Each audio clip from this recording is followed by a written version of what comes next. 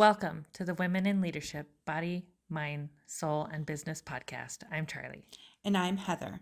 And together we are working to connect women in leadership and business, empowering each other, improving the health and wellness of our community, body, soul, and mind, connecting to the heart and soul of who we are and what we do. Hello and welcome. We have such a lovely guest today.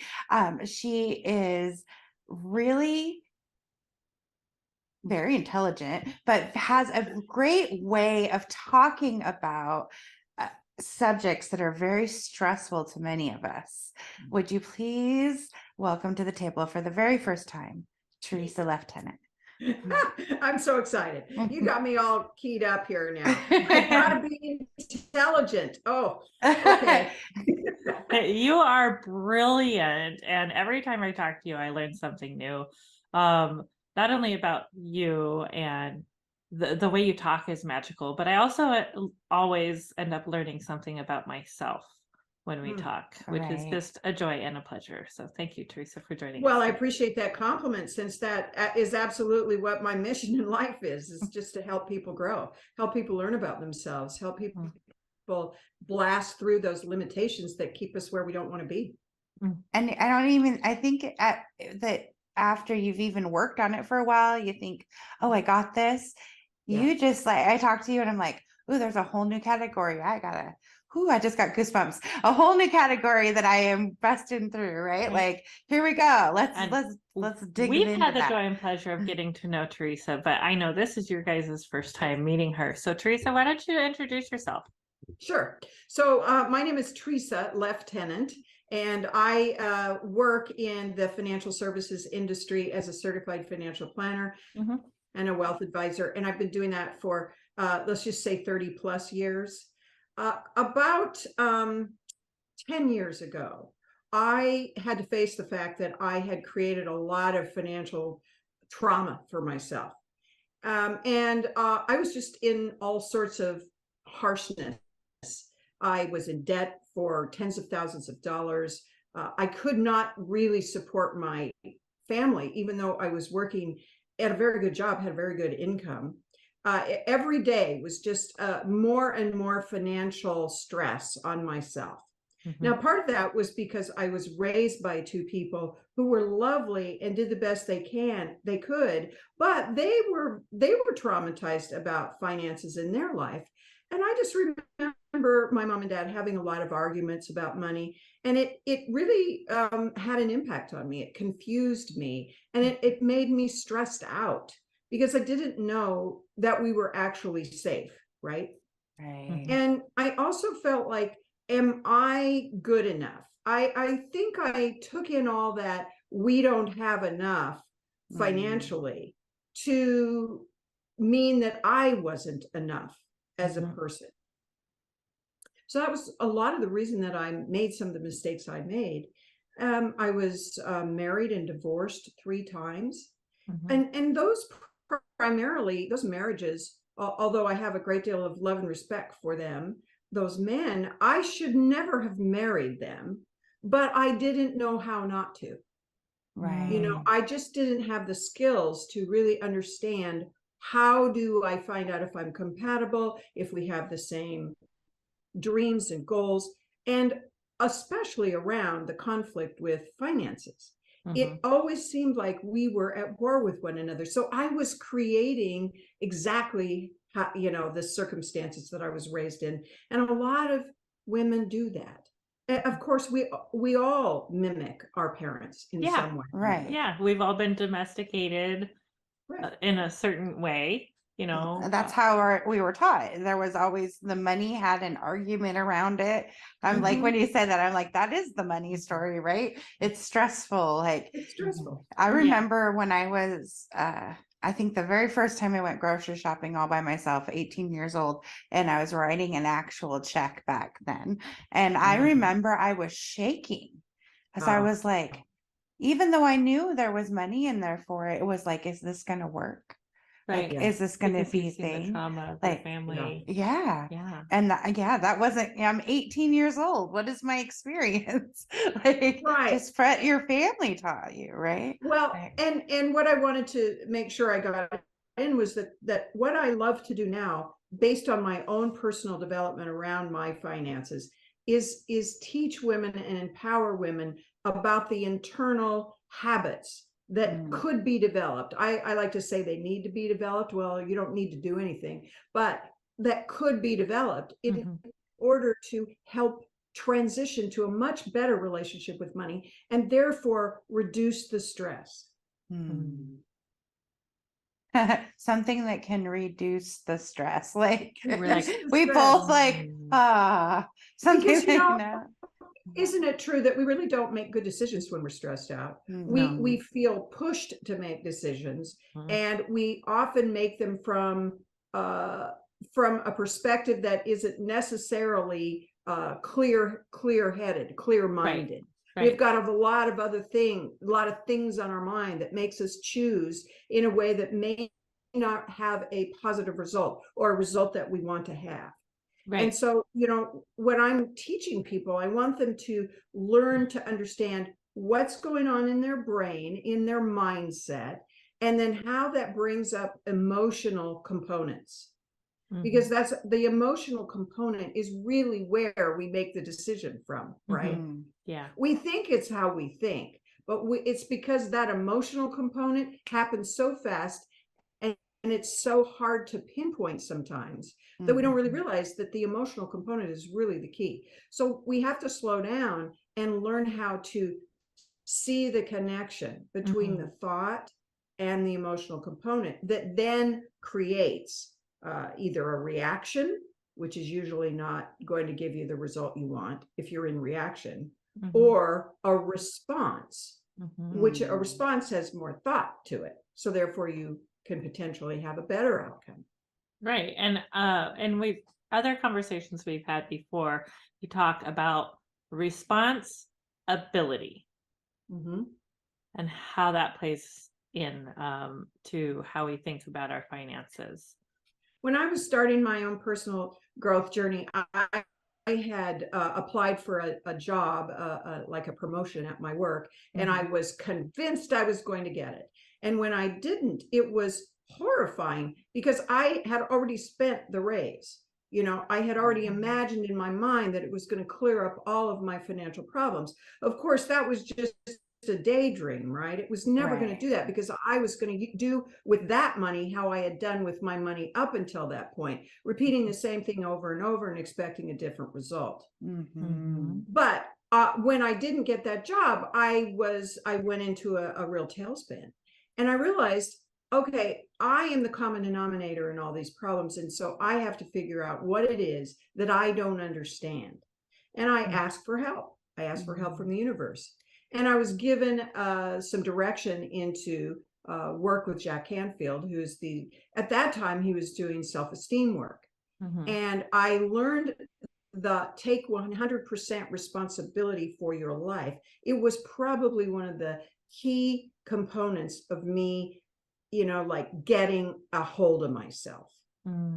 Oh, I actually am in control, but I have to figure out what my response is to the events that I have in my life that I can't control, those uncontrollable events. So that's what response ability is. The ability to respond, the ability to choose, the ability to listen to yourself and make a decision about what you're going to do in order to get what you want. Wow. I'm not sure if that was That's clear. so awesome. Yes. One of the questions that came up for me while you were talking is, with all that you have learned and all that how you have grown, would your younger self recognize you today? That's a really great question. And I know the answer to it because I talked to my husband about this. Because even, you know, we were coming up on our 23rd wedding anniversary, and we are not the people that got married. hardly at all. We've changed Mhm. so much, but a lot of it is because we're conscious of the changes that we've been through.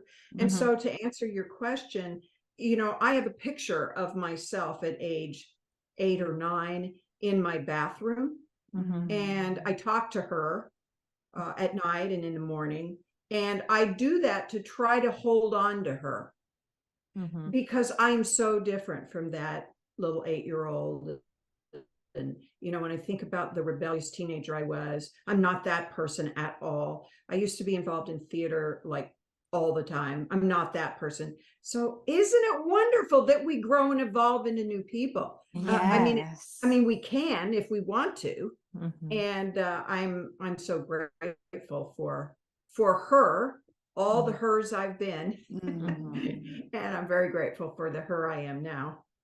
I'm grateful for the her you are Me now too. Thank you. and your amazing you're doing this money stress solution salon right now. Yes.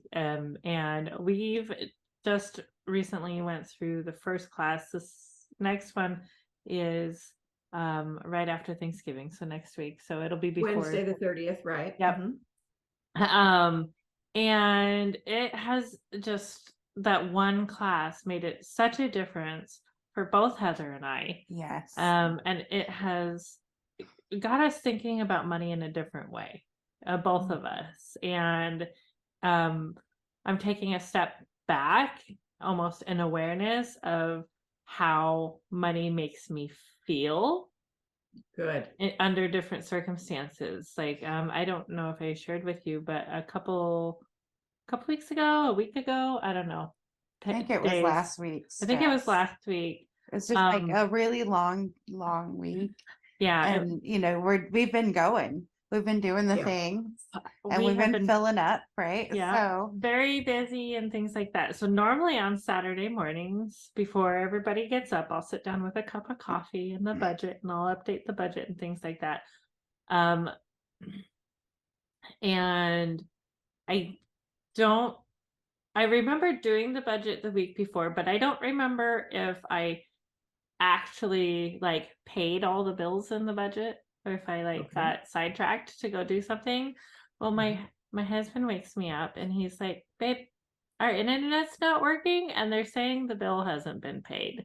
And I about had a panic attack because we had money trauma back in 2009. We lost our house, both our cars, we had credit cards and everything else.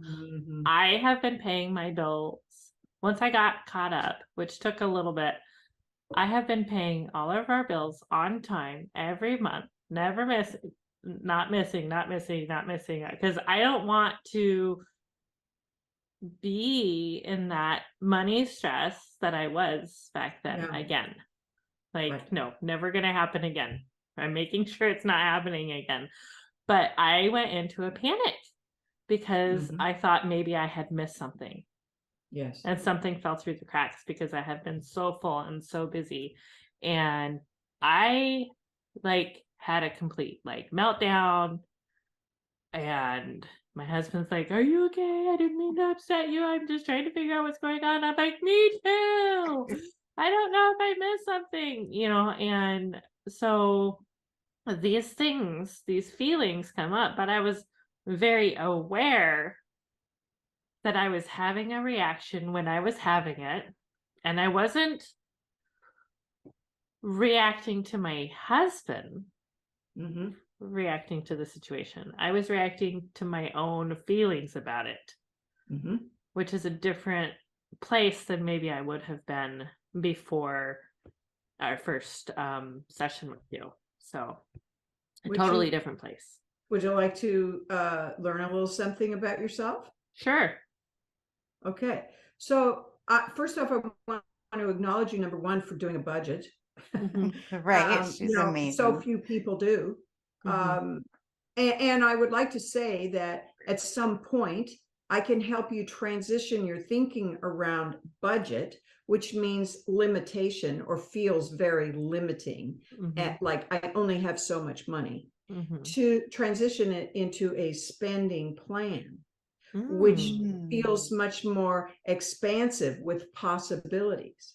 I like that Ooh. mindset shift. And your whole approach to working with it, instead of like, I must keep track of every penny I spend so that I don't overspend. Well, that is a good thing to have, as a goal. But when you have a spending plan, it's like, oh, goody, I get to see how much I have to put into my goal buckets. Like, what is this goal bucket? Maybe it's to go on a great trip next year. Or maybe you have another goal bucket, which is pay old Charlie first. Because old Charlie is going to want to make sure she has some money later on when she doesn't want to work as hard as she is now. Yeah. So anyway, these goal buckets, you can get very excited about the little pieces that you can add every week because you decided to skip the Starbucks and you decided not to go out to dinner and you decided these things that you had in your spending plan. But you see what I'm saying? It just motivates you in a much different way to make good spending choices. Okay, so back to you having an emotional reaction around the fact that you may have skipped a payment. Yeah. It turned out it wasn't. It turned out even it was just like crossed in the mail. Like, of course, I had paid it on bill pay, and it had Yeah. taken like over a week to get there. That happens, and thank goodness. And so I'm glad you told me that, because I want to ask you two questions. The first question is, what were you thinking about yourself when you thought you had missed the payment? I felt like I was failing. Right. So can you think of the actual term, like the actual sentence you said to yourself?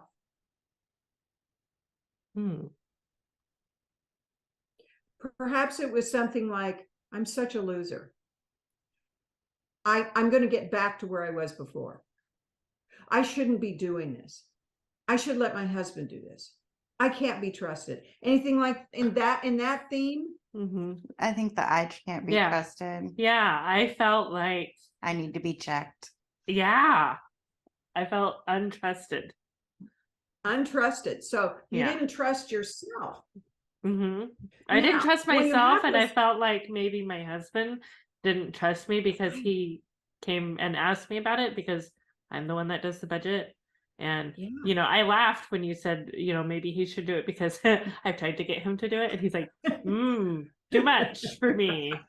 Yeah. The pressure on the person that's managing all of those pennies and dollars and cents, the pressure on that person is really a lot.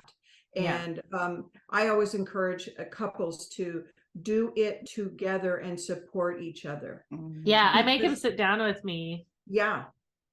Every week. It's really actually not fair for one person to leave it to the other person, because that person's handling all the emotional stuff that you're talking about right now, because it's emotional. Money is emotional. We have made it mean all sorts of things about who we are. And most of the things are not good. We don't give ourselves credit for all the times that you have paid all the bills on time ever since 2009. Do you pat yourself on the back? Do you say, way to go, Charlie? Do you go, I'm such an amazing person, I know details? Do you ever do that to yourself? Sometimes, especially when there's money left over at the end of the month. I'm like, yeah, the budget right on. But again, I think I'm currently in a budget mindset, and I would like to evolve that. And I'm really glad I am taking your Money Stress Solution Salon, so that I can shift that perspective into one of more abundance. Right. So now that you know that you had some thoughts, so thoughts and feelings are related, right? So you had some thoughts about yourself that caused that feeling, that breakdown, that what you said was an explosion or an emotional reaction. That was based on what you were thinking about yourself. So now that you know that, you can do a little bit of work on your own, Charlie, to counteract that. You know that you're trustworthy. You know that you are diligent in paying attention. So reassure yourself. Yes, you're trustworthy. I always touch myself when I'm trying to reassure myself. It's just like, good. I'm good. You're good, Teresa. You're fine. Everything's okay. You do such an excellent job. You care. And see how I'm changing my whole thoughts and therefore Mhm. my emotional sense of myself. This is the work right here. Mhm. Yeah. Thank you for letting me coach you a little bit. Oh, that was awesome. I I'm like, love it. You create that safe space in your virtual event to talk about these things. mhm. And Charlie's always very vulnerable with us. So thank you, sweetheart. Yeah. Yes, thank you for your willingness to do that. Yeah, we've the subject of money and budget and finances and stuff has come up so much for both of us over the last several weeks, month or so, and we're getting to the point now with our business where we can actually pay ourselves, which is awesome. Yes. But And it's you know, but taking it- that leap, like we get to what? You know, like it's a yeah, lot. So I feel like we've both been trudging through that old energy where Mhm. are you sure you're ready to give up that mindset? Are you sure you're ready to let it go? That mindset of limitation versus that mindset of abundance. It's like we're on that bridge Yes. and we're being tested to see if we're ready to take the next step. Like, are you holding yourself back because of your domestication, Comfort zone. comfort zone, or are you Yeah. ready to actually grow past where that limitation has been for you? Because I Would you think, like to have a little lesson about that? oh, sure. All these You're little like, golden this is nuggets. fun. I see you just like, Okay. So think about your comfort zone as a circle, right? Mhm. And on you've all heard that everything you want is out outside your comfort zone. Yep. yeah. Sort of tired saying. But think about it this way: right outside, let's say that it is a circle and there's an edge to the circle. Right outside that is something called the fear zone. And that is what stops us, is because we don't like the feeling of fear. In fact, we have been, since the beginning of our life and beginning of human beings, we have been taught, and we know that that feeling of fear means stop, look, watch. But you see, we have this part of our brain that it sort of tries to mess with our mind. We feel that feeling of fear and it wants to keep us safe. And so it says, okay, you can't do this. You shouldn't try this. This is going to turn out bad. There's no, who do you think you are? So that's why we all have the same thoughts when we try to get out of our comfort zone, is because that's what our brain is trying, our mind is trying to do. It's trying to keep us safe. Well, we have this other part of our brain that can say that's fantasized experiences appearing real. That's not real fear. I'm not really in danger. So I can like stand that feeling of fear to get through it to the very next piece that's outside called the learning zone.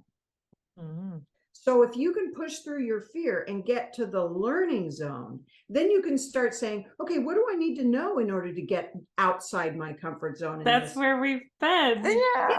That's where So rad. Where you are now is on the edge of the learning zone, which is called the growth zone. And that's where you guys shift from limiting your limiting thoughts about money to abundant unlimited thoughts about money. Yay! That's awesome. Yay.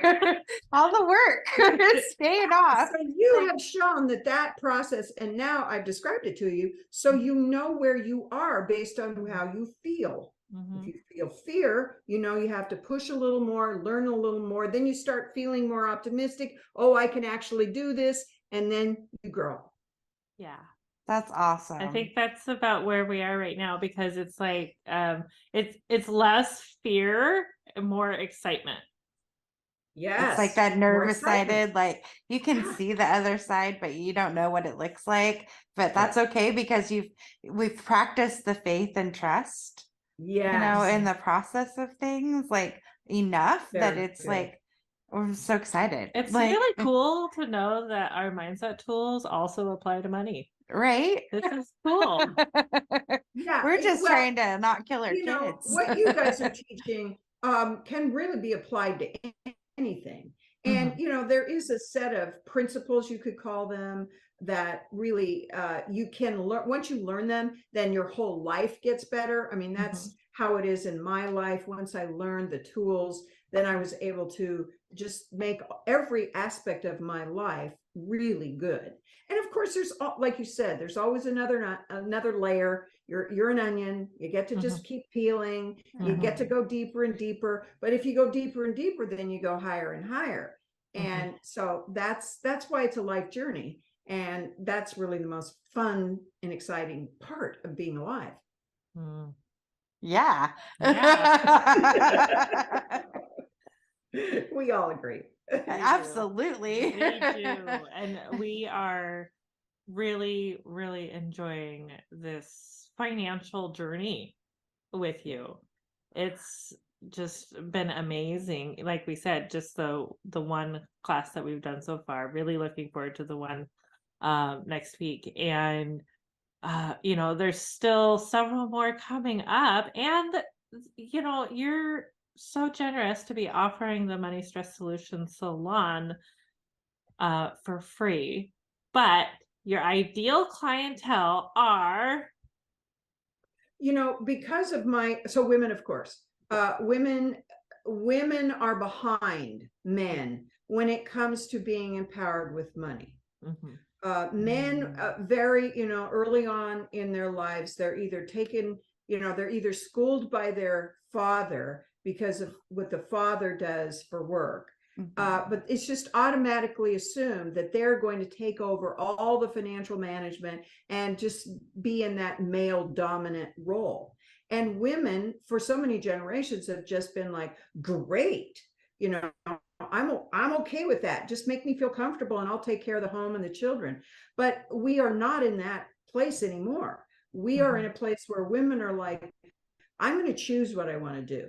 And if it means being the breadwinner and managing and becoming a multi-millionaire, there's many multi-millionaire women, but there's not as many as men. And so we've still got some work to do in terms of feeling it's more than empowered, and it's more than worthy. You know, worthy is really a part of it, but just to be, it's automatic. You know, I want to get it where for women to just feel it's automatic that I'm going to be as wealthy as any man I see, if that's what I choose to do, right? We don't have to do it. And it's not like we, quote, should do it. You know, I'm an author of a book called Reinventing Her. And it is about my own transformational journey and the tools that I learned. And I spend a chapter talking about the conditioning of the should message and how much that impacts women in their whole life, but particularly around money. So there is no shoulds. There's only get tos. And those get tos come from the passion that you feel inside. It's like you were just saying to me, Heather, about your brother who's passionate about roofing. You know, it doesn't matter what you're passionate about if you just allow it to pull you. So what was the question? I've totally lost track. Your ideal clients and what it is you're looking for. What am I really passionate about? I'm first passionate about helping women who are divorced. And that's because my father left my mother when I was 18 years old. And she never saw it coming. And their divorce took 10 years. Oh my. And the financial trauma was major for the whole family. And I would say our family is still impacted by that. And so that's number one. And then I had my own divorces where I had financial experiences, negative experiences. So women who are divorced, listen, I want to help those women get out of overwhelm when suddenly they are required to make all these sophisticated decisions that they may not have had any experience with.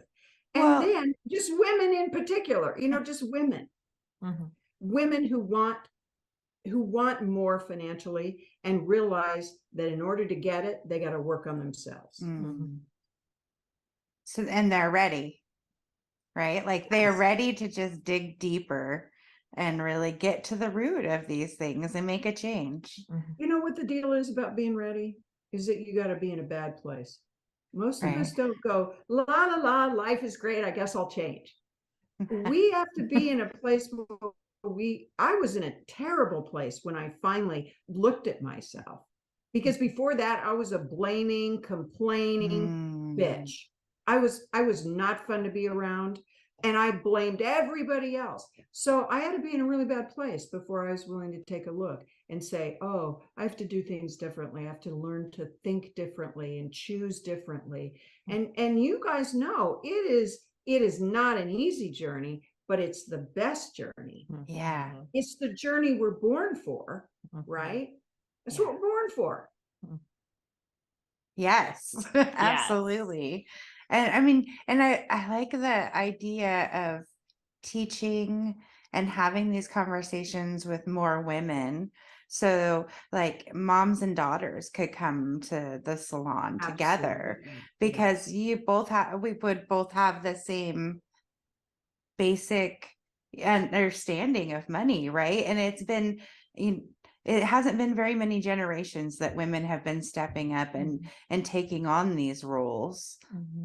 Heather, I'm so Because glad you said that, because that is a big dream of mine for a long time, is to have rooms full of many, many, many mothers and daughters who are working on their financial vision and breaking through these silly thoughts that we have about ourselves. So let's do that together, the three of us. Let's get I love this that. really, Yes. really big thing. And you're speaking right to me because I'm twice divorced, and it is really until I understood that I was still calling myself a wife that I realized that my whole life I've been kind of conditioned that I was going to be a wife and none of this was my responsibility. So why should it be? Right? Like, What do I need to worry what about? do I need Because to it worry wasn't about? It's supposed to just, be my responsibility in the first place. yeah. Yeah. And resisting taking the responsibility because it's not supposed to be your responsibility. And then I'm on the because I kept that other end. label. I mean, my husband's been gone. I think we're like 5 years, 6 years. We finally got divorced a year ago. Like, I was holding on. Like, no, I'm holding that label, and then finally, I'm like, oh, I got to work on that. I got to work. I'm the provider, and that's okay. Like, very good, Heather. Very good. And then I'm looking at it from a different perspective. I've been married to a wonderful man for 20 years, and I'm looking at it as more of a perspective of I want to figure this out for me and my family, because tomorrow's never guaranteed. If something were to happen to my husband, or God forbid our relationship explode, I need to have a plan. Yeah.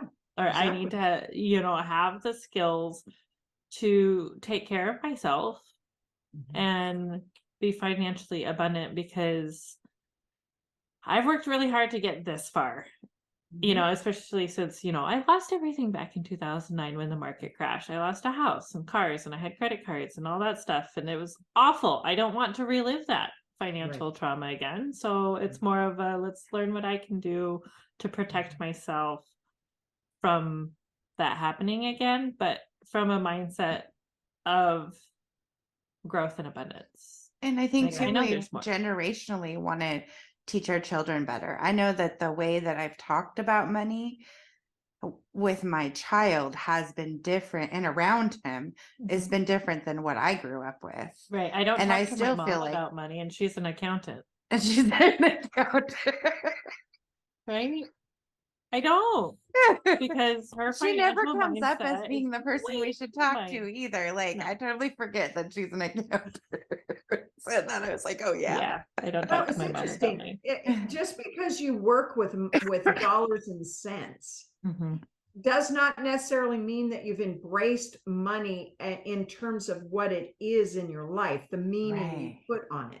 Right. And as I said, most of it, none of us are taught this. None of us are taught this. And it's only been very recently that there's been a few coaches out there who are willing to say, hey, want to look at your mindset around money, your psychology around money? And I'll tell you now, the great news is the financial services industry is now, they have a certification around the psychology of money now. So it is becoming more mainstream. And Yeah. you know, I attribute personal development, coaching, that kind of thing to just raising all of our awareness around this. And so give us 10 more years and we'll get everybody straightened out. bet. Yeah. I bet. Cheers to afternoon tea to Cheers that. to that. Oh, thank you so much. I think we could talk all day, which is Well, why I'm really excited that we're part of your program. And of course, we will drop all the links to connect and you can get signed up. There is a bonus when you sign up for her classes. She gives you a workbook. Yeah, you get the workbook to go with it. So it's yeah, really next, great. let me say just really quickly that next week, what we're going to work about is how to make friends with your inner critic around financial decision making. And so there's a really great exercise that we're going to do and have great discussion. And I love the women that are showing up. So I hope everybody listening will just go right to the link and join us. That'd be Absolutely. fabulous. Fabulous. I can't wait. Yes. Thank you, Teresa, for joining us again for today's podcast. We love and appreciate you, and all of you. Have a wonderful day. Namaste. Thank you, Charlie and Heather. Thank you. So we are Sue and Greta, or our trail names are Lilo and Stitch, and we are hiking the whole Appalachian Trail from Maine to Georgia, so 2,194.3 miles. And we're doing it to raise $50,000 or more for Parkinson's disease research. Yeah, through the Michael J. Fox Foundation. And we are doing it all in honor of my dad, her husband, who was diagnosed with Parkinson's disease back in 2010. So and we all know so many people who are diagnosed with Parkinson's disease, and we are trying to do our small part in the world of Parkinson's disease to find a cure. Thank you for joining us today on the Women in Leadership Body, Soul, Mind, and Business podcast. Please download the podcast on your favorite podcast player. We love you, and we will see you next time. Namaste.